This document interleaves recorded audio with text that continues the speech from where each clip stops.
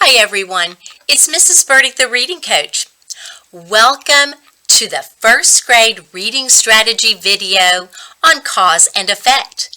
Now remember, even if your student is not a first grader, understanding cause and effect and practicing that skill will help them be better readers. This is a strategy that you can use immediately.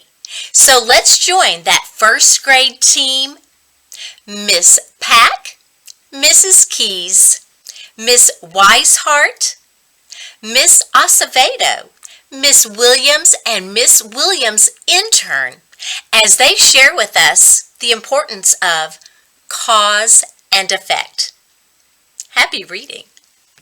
All right. Hi, everyone. I'm Mrs. Weishart, and our first grade team is really excited to be sharing a mini lesson with you on cause and effect from Chapter 2 of the Lemonade Crime. And I would like to turn it over first to Miss Keys. Hello, everyone. I'm Miss Keys, one of the first grade teachers here at Padgett Elementary. I would like to introduce to you one of the reading strategies that we use in our classrooms. The strategy is called cause and effect. Cause and effect is tied into the standard describing character settings and major events in a story using key details. The I can statement is, I can use key details to describe character, setting, and major events in a story, including cause and effect relationship. I would like to turn it over now to Ms. Williams. Hello, everyone. I will be going over the anchor chart with you to further discuss cause and effect. Cause and effect. Cause is what made it happen, and the effect is what happened. All right, let's go over some examples of cause and effect. Because it rained, the effect is the flowers bloomed. Because it rained, the effect is there was a beautiful rainbow that appeared in the sky. Because it rained, the neighborhood was flooded. Now, Miss Williams, number 2, will go over the signal words for you for cause and effect. Some of the signal words you could use is if, then, so, since, because, due to, as a result, and therefore. Now I will turn it over to Miss Pack. Hi, I'm Miss Pack, and I'm going to go over Chapter 2 of the Lemonade Crime, which is called Revenge.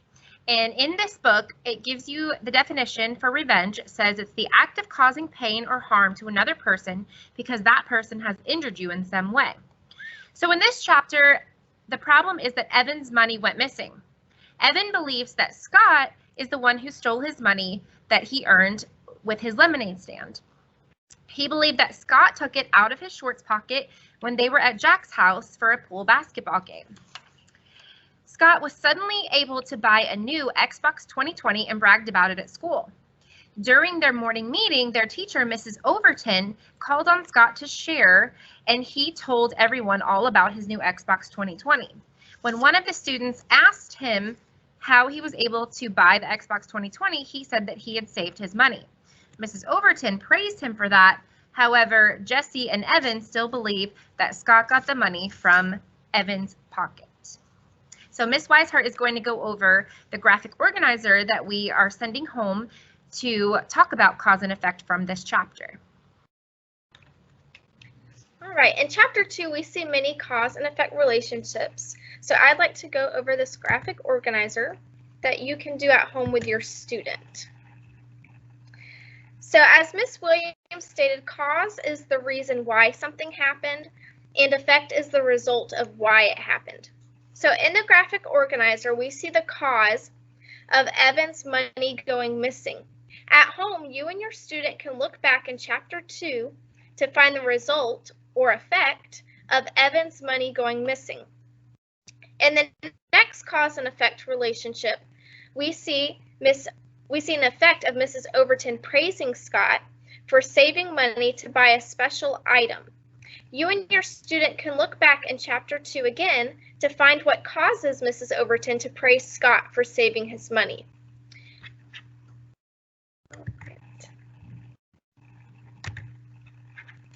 And now I would like to introduce to you Mrs. Acevedo.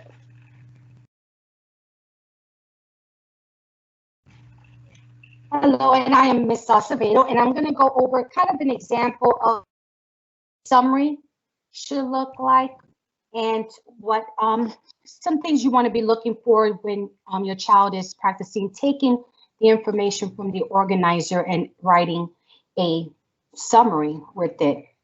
And we'll go ahead and show you an example, but I'm going to read to you an example of what should be written. And Ms. Williams will be sharing that example with us. Okay, so here we have an example of what you can use, write using the organizer. And here is a paragraph using that information. It says, in the story, The Lemonade Crime, the author wrote about Evan being upset at Scott. The author used cause and effect.